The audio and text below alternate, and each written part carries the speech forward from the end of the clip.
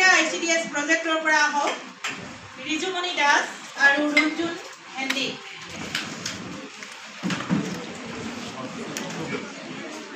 শিৱসাগৰ ৰুৰেলৰ পৰা আহক বুলবুলি হেন্দি আৰু গীতাঞ্জলি বৰাভূঞা। আৰু শিৱসাগৰ আৰবানৰ পৰা আহক শিখামণি চেতিয়া বুঢ়াগোহাঁই আৰু ভানু বুঢ়াগোহাঁই হেন্দি।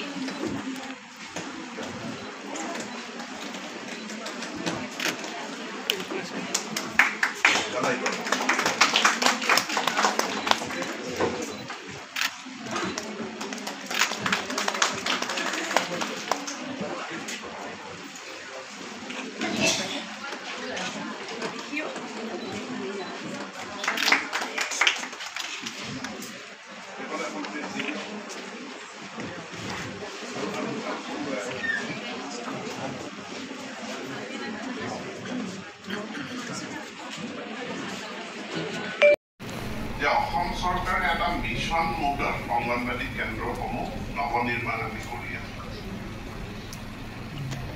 নৱনিৰ্মাণ কৰিবলৈ যাওঁতে আমি পুৰণা অংগনবাড়ী কেন্দ্ৰটো ভাঙি তাকো হয়তো নতুনকৈ বনাইছো, নহ'লে আমি সম্পূৰ্ণ কিন্তু ইনষ্ট্ৰাকশ্যনটো হ'ল যে এতিয়াৰে পৰা অংগনবাড়ী কেন্দ্ৰ আৰু প্ৰাথমিক বিদ্যালয়, নিম্ন প্ৰাথমিক বিদ্যালয় ক'লৈকে কৰা নাম নকৰিলেও যদি ভাগ ভাগ হৈ থাকে, তথাপি আপোনালোকৰ যিখন আটাইতকৈ ওচৰৰ LP স্কুলখনৰ কাষতে দিব।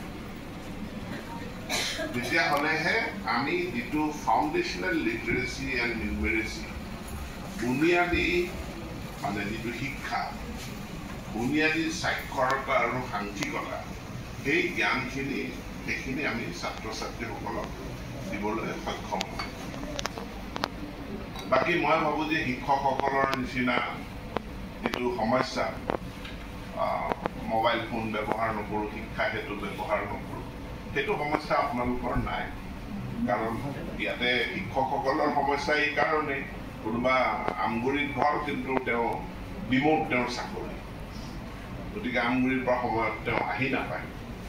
কোনোবা ধুবুৰীৰ মানুহ বৰপেটাত চাকৰি কৰি আছে, কিন্তু অংগনবাড়ী কৰ্মী সহায়িকাসকল তেওঁলোকে নিজৰ নিজৰ স্থানতে, নিজৰ গাঁৱতে, নিজৰ অঞ্চলতে আছে। গতিকে মোবাইল এপটো ব্যৱহাৰ কৰাত মই ভাবোঁ যে কোনো অসুবিধা নাই।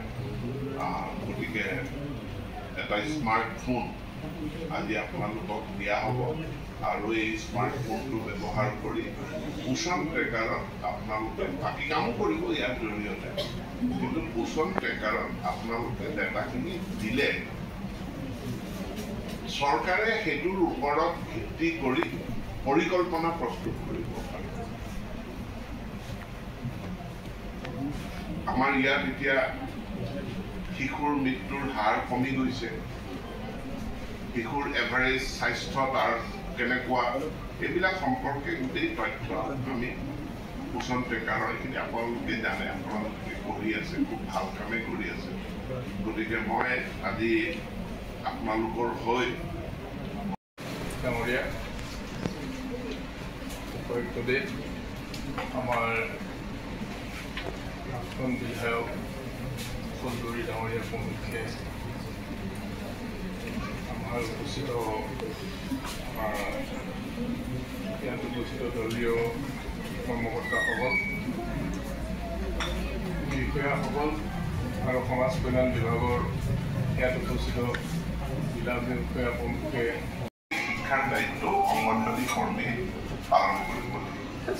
যদি কেম্পাছৰ ভিতৰত নহয়, তেতিয়া কেম্পাছৰ গাতে লাগি থকাকৈ, ওচৰতে লাগি থকাকৈ অংগনবাড়ী কেন্দ্ৰটো হ'ব লাগে। মই বেলেগ বেলেগ দেশত চাব গৈছিলোঁ, গুজৰাটত গৈছোঁ, এখন প্ৰাথমিক বিদ্যালয়, কেম্পাছৰ ভিতৰত 3টা অংগনবাড়ী কেন্দ্ৰ আছে। এতিয়া আমাৰ দেশত গাঁও আছে 26,000।